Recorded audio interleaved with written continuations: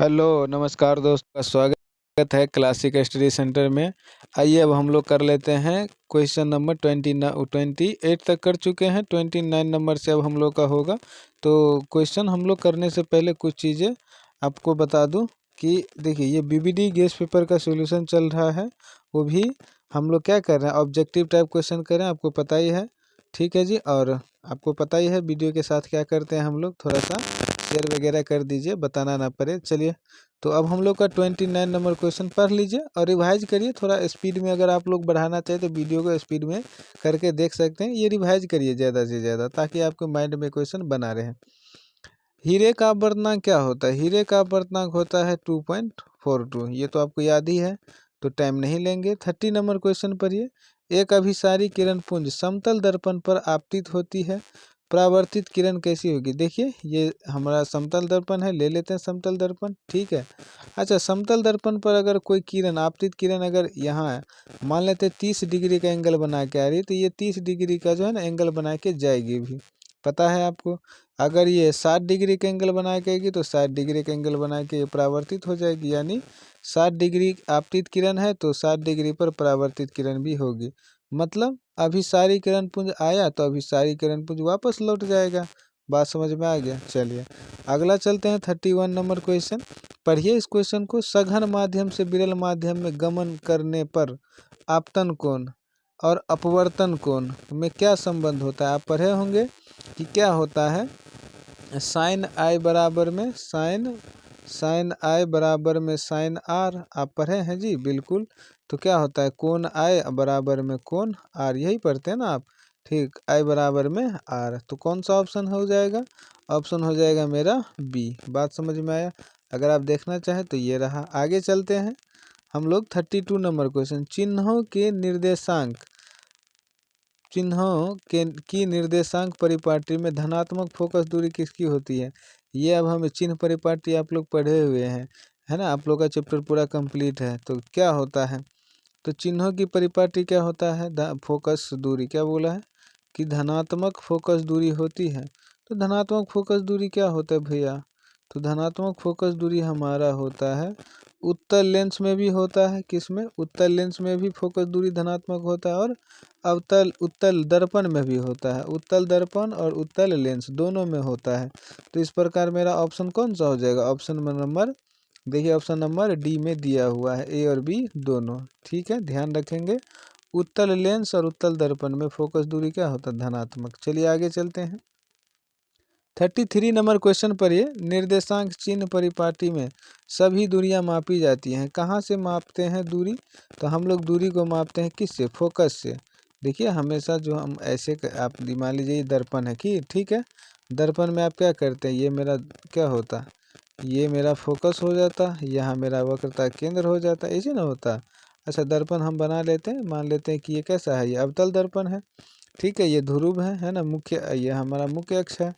तो इसमें हम दूरी हमेशा कहाँ से मापते हैं? फोकस से। ठीक है, चिन्ह परिपाटी में दूरी सभी मापी जाती कहाँ से? फोकस से। ठीक है, आगे चलते हैं 34 नंबर। प्रकाश की ओर प्रवाह की गति है, तो प्रकाश की ओर यानी प्रकाश की ओर प्ररोह की गति। अच्छा, प्ररोह की गति क्वेश्चन पढ़ेंगे। प्ररोह, प्रकाश की ओर प्ररोह की गति याद हो गया। अच्छा ये क्या होता है? प्रकाशानुवर्तन। ठीक है, अच्छा ये क्या पढ़े हैं? देखिए आप पढ़े होंगे एग्जाम्पल में, ऐसे ध्यान से देखिए, आपको टीचर बताए होंगे कि देखिए ये एक मेरा जो है ना, ये हम एक जार ले लेते हैं। ठीक है, एक जार ले लिया। ठीक है, कैसे बनाते हैं, चलिए बनाते हैं। एक जार है ये एक ले लिया। इसमें क्या है, इसमें एक पौधा रखा हुआ, पौधा।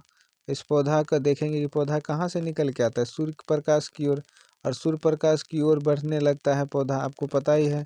सूर्य प्रकाश की ओर पौधा बढ़ने लग जाता है।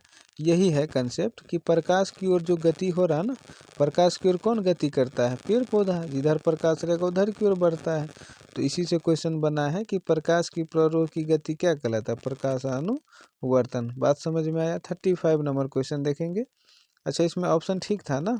हाँ, ऑप्शन हम लोग का क्या हो जाएगा? डी। ठीक है जी, चलिए आगे चलते हैं 35 नंबर क्वेश्चन पर। ये किसी दर्पण की फोकस दूरी चिन्हों की परिपाटी के अनुसार ऋणात्मक मानी जाती है, तो किसका ऋणात्मक होगा? तो ऋणात्मक होता है किसका, फोकस दूरी, तो अवतल दर्पण में ऋणात्मक होता है।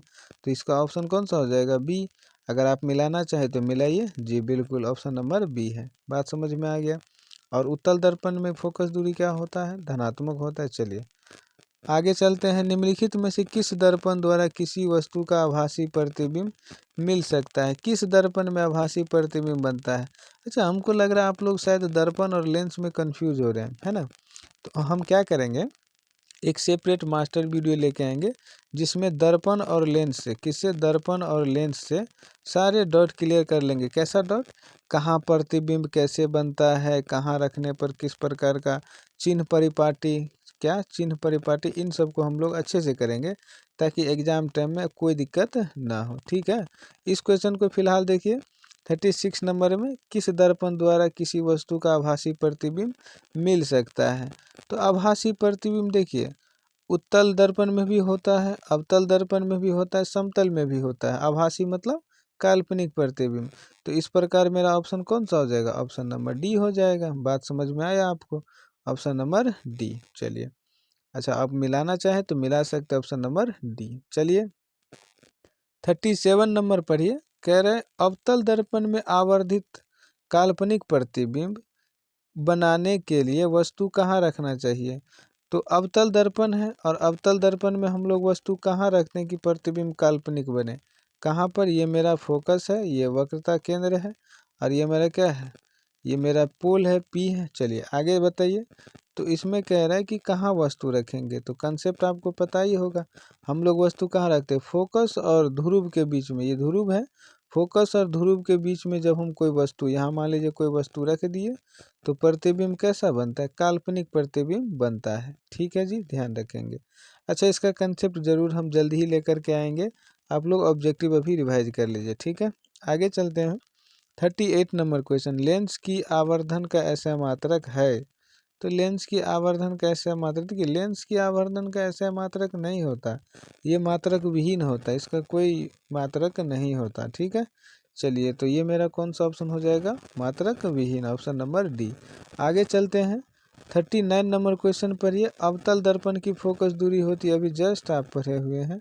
अवतल दर्पण की फोकस दूरी क्या होती है, ऋणात्मक होती है।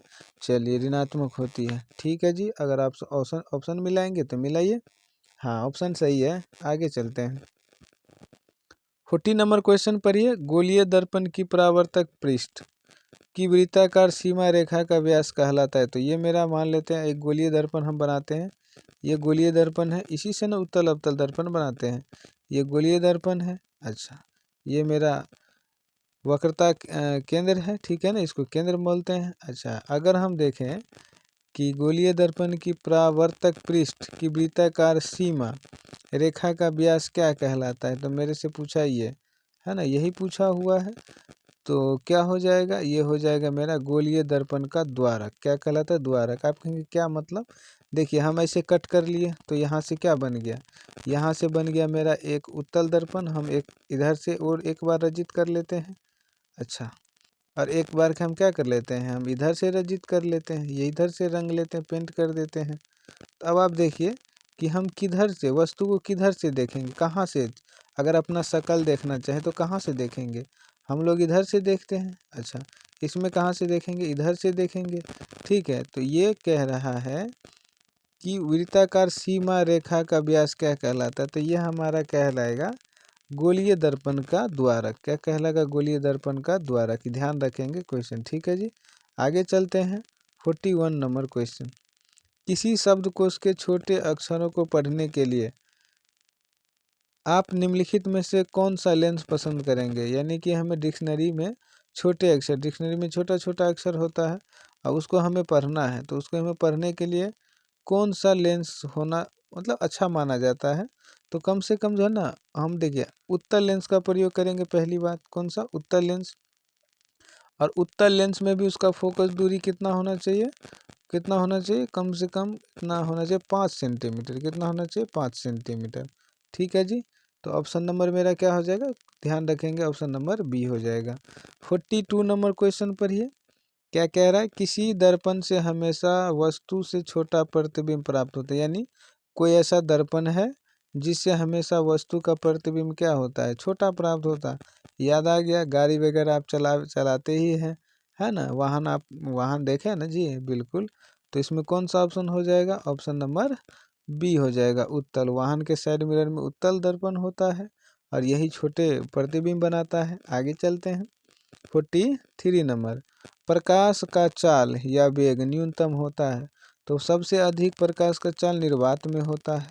हाँ जी, हाँ, निर्वात कहिए वायु में कहिए, दोनों में तो सेम होता है।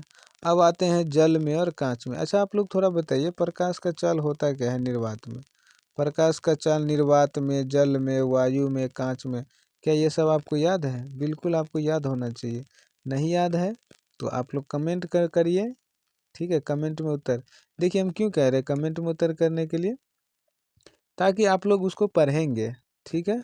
आप हम जानेंगे कि आप सीरियस कैंडिडेट हैं, आप लोग तैयारी कर रहे हैं। तो 43 नंबर में क्या हो जाएगा, जल, कांच और जल दोनों में से किस में न्यूनतम होगा? ठीक है, निर्वात और वायु में तो सेम सेम होता है, ये तो हम आपको बता दिए। तो ये हमारा हो जाएगा किस में, कांच में। कांच में न्यूनतम होता है, ठीक है जी। तो ऑप्शन नंबर डी हो जाएगा। आगे चलते हैं।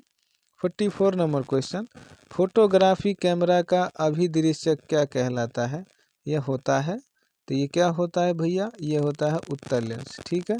फोटोग्राफी करते हैं ना, कैमरा जो होता है सामने लगा हुआ जहाँ से आप देखते हैं, तो उसमें कौन सा लेंस लगा रहता है, उत्तल, ठीक है।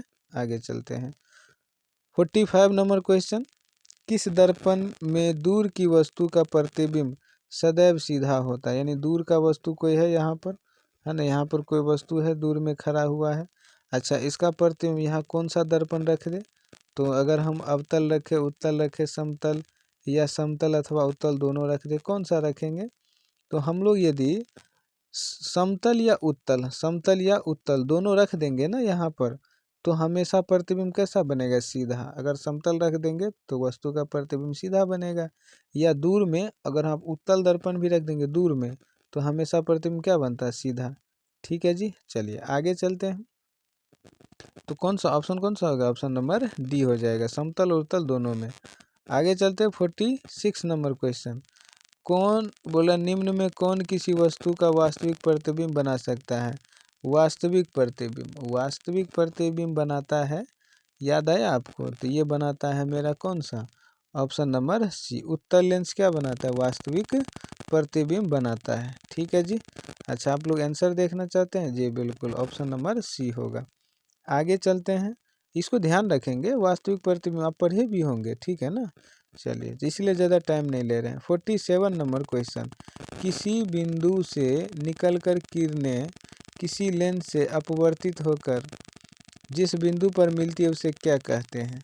तो किसी बिंदु, क्या लिखा हुआ है, किसी बिंदु वस्तु से निकलकर किरणें किसी लेंस से अपवर्तित होकर जिस बिंदु पर मिलती है उसे क्या कहते हैं? तो उसे लेंस का फोकस दूरी कहते हैं। अब कहेंगे कैसे, देखिए ये लेंस है, मान लीजिए ये लेंस है मेरा, ठीक है, और ये वस्तु है, ठीक है। इस वस्तु से क्या निकला, एक अपवर्तित किरण, ठीक है। अपवर्तित किरण यहाँ से निकला, ठीक है, और अपवर्तित किरण यहाँ से निकला और जिस बिंदु पर मिलेगी तो उसे क्या कहते हैं, यहाँ से वस्तु से लेकर के और लेंस की दूरी को क्या कहते हैं, लेंस की फोकस दूरी कहते हैं। ध्यान रखना। आप आगे चलते हैं। तो ऑप्शन नंबर कौन सा होगा मेरा, ऑप्शन नंबर ए हो जाएगा, ठीक है। आगे चलते हैं।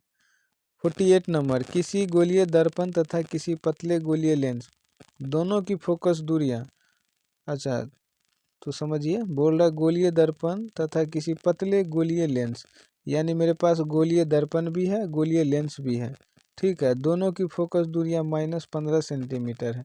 अच्छा देखिए, फोकस दूरी -15, फोकस दूरी -15 यानी माइनस में, ऋणात्मक है। याद आया कुछ, फोकस दूरी ऋणात्मक आया, बस इसी से पकड़ना है आपको। फोकस दूरी जब ऋणात्मक हो जाएगा तो कौन सा हो जाएगा, दोनों हो जाएगा अवतल। कैसा हो जाएगा, अवतल। ध्यान रखेंगे, क्योंकि आप उत्तल और उत्तल लेंस, उत्तल दर्पण उत्तल लेंस में फोकस दूरी क्या पढ़े हैं, धनात्मक, और अवतल लेंस में, अवतल दोनों में, अवतल लेंस और अवतल दर्पण दोनों में फोकस दूरी क्या होगा, ऋणात्मक, ठीक है जी। आगे चलते हैं। 49 नंबर पढ़िए, एक पारदर्शी गोलीय कवच की बाहरी त्रिज्या 20 सेंटीमीटर है। भीतरी त्रिज्या 19.8 सेंटीमीटर है। त्रिज्या आपतित प्रकाश के लिए कैसा व्यवहार करेगा? तो बाहरी त्रिज्या 20 सेंटीमीटर है, भीतरी त्रिज्या 19.8 सेंटीमीटर है। तो ये अवतल लेंस की भांति व्यवहार करेगा। कैसे? अवतल लेंस की भांति व्यवहार करेगा। ठीक है, आगे चलते हैं। 50 नंबर क्वेश्चन, कौन सा लेंस हवा में अभिसारी लेंस भी कहलाता है? यानी सीधा सीधा अभिसारी लेंस का दूसरा नाम क्या है, यही पूछा है। ये क्या होता है? ये होता है उत्तल लेंस। क्या होता है? उत्तल लेंस। ठीक है, हाँ। आगे चलते हैं। 51 नंबर क्वेश्चन, लेंस में मुख्य फोकस की संख्या कितनी होती है? तो लेंस में मुख्य फोकस की संख्या क्या होता है? एक ही होता है। ठीक है ना, आगे चलते हैं। 52 नंबर, प्रकाशिक माध्यम कितने प्रकार के होते हैं? तो प्रकाशिक माध्यम हमारा कितना? 3 प्रकार के होते हैं। ठीक है, प्रकाशिक माध्यम 3 प्रकार के होते हैं। आगे चलते हैं। 53 नंबर, वायु में प्रकाश की चाल निर्वात की अपेक्षा होती है। तो वायु में प्रकाश की चाल निर्वात की अपेक्षा, देखिए वायु और निर्वात में प्रकाश की चाल क्या रहता है? दोनों समान ही रहता है ना जी। चलिए, कितना होता है प्रकाश की चाल? 3 गुना 10⁸, ये था ना, मीटर पर सेकेंड, यही होता है। थोड़ा आप लोग बताइए कमेंट में क्या होता है। चलिए, किलोमीटर पर सेकेंड होता है, मीटर पर सेकेंड आप बताइएगा ज़रा। ठीक है जी, हम इंतज़ार करेंगे कमेंट का, देखते हैं कौन सही बताता है, मीटर पर सेकेंड या किलोमीटर पर सेकेंड, दोनों में से कौन होता है। ठीक है, 10⁸, जो बताएगा भाई उसको जो है ना हम हार्ट देंगे। चलिए आगे चलते हैं। 54 नंबर क्वेश्चन, समतल दर्पण की फोकस दूरी होती है। क्या होती है समतल दर्पण की फोकस दूरी? समतल दर्पण की फोकस दूरी अनंत होती है। ठीक है, आगे चलते हैं। 55 नंबर क्वेश्चन पढ़िए, कौन सा पदार्थ लेंस के लिए प्रयुक्त नहीं किया जा सकता? लेंस के लिए कौन सा पदार्थ नहीं उपयोग कर सकते हैं, बता दो। अब जल है, कांच है, पीतल है, कौन सा उपयोग नहीं कर सकते इसमें लेंस के लिए?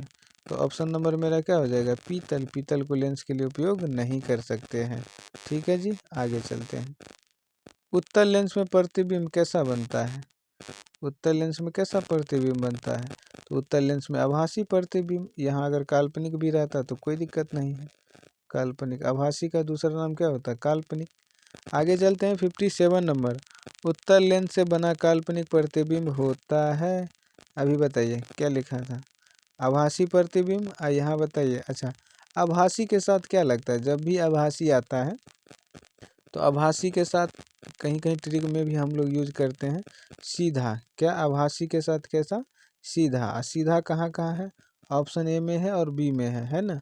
तो सीधा एवं क्या होता है? हरासित, है ना।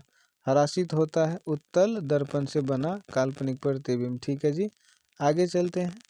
58 नंबर क्वेश्चन पढ़िए, प्रकाश की चाल विभिन्न माध्यमों में, तो विभिन्न माध्यम में भिन्न भिन्न होती, जैसे माध्यम वैसा प्रकाश की चाल। वायु में अलग, निर्वात में अलग, वायु निर्वात में तो सेम होता, जल में अलग, कांच में अलग, सभी में अलग अलग होता है। चलिए 59 नंबर क्वेश्चन, तेलीय कागज, कागज में तेल लगा है ना, तेल लगा हुआ कागज। ठीक है, उस क्या बोल रहे हैं? होता है पारदर्शक, होता है पारभाषक, अपारदर्शक, इनमें से कोई नहीं। क्या होता है? तो ये होता है पारभाषक, थोड़ा थोड़ा दिखेगा। ठीक है, आगे चलते हैं। 60 नंबर क्वेश्चन पढ़िए, अवतल दर्पण के सामने वस्तु को कहाँ रखा जाए? बनाते हैं, रख दे। चलिए अवतल दर्पण बना लेते हैं पहले। ये मेरा अवतल दर्पण है। अच्छा, अवतल दर्पण में हम सब कुछ दे देते हैं। ये P है, ये मेरा F है, ये मेरा C है। अच्छा, ये तो अनंत है। अच्छा, और क्या पूछा मेरे से? वस्तु को कहाँ रखा जाए? प्रतिबिंब उल्टा, वास्तविक और समान आकार का बनेगा, और ऑप्शन मुझे दिया हुआ है। तो ट्रिक आपको याद आया, आप पढ़े होंगे। तो इसको अगर वक्रता केंद्र पर रखें, अगर वस्तु को यहाँ पर रख देंगे, यहाँ पर, तो वस्तु को यहाँ रखेंगे तो प्रतिबिंब कैसा बनेगा? उल्टा बनेगा, वास्तविक और समान आकार का बनेगा, यानी यहीं पर बन जाएगा भैया। ठीक है, यहीं पर सेम उल्टा बनेगा, यहीं पर। ठीक है, ध्यान रखेंगे। चलिए अगला क्वेश्चन, अच्छा आगे अब हम लोग का 16 नंबर यहीं तक था। अब हम अगला क्वेश्चन अगले वीडियो में करेंगे। अगर आपको रिवाइज हो रहा है, आपको समझ में आ रहा है, अच्छा लग रहा है, तो आप वीडियो को शेयर भी कर दीजिए और सब्सक्राइब भी कर लीजिए और बेल आइकन को प्रेस कर दीजिए ऑल पे। ठीक है जी, ताकि सारे वीडियो का नोटिफिकेशन आपको तुरंत पहुंच जाए। ठीक है, चलिए मिलते हैं अगले वीडियो में। यहाँ तक बने रहने के लिए आप लोग का धन्यवाद।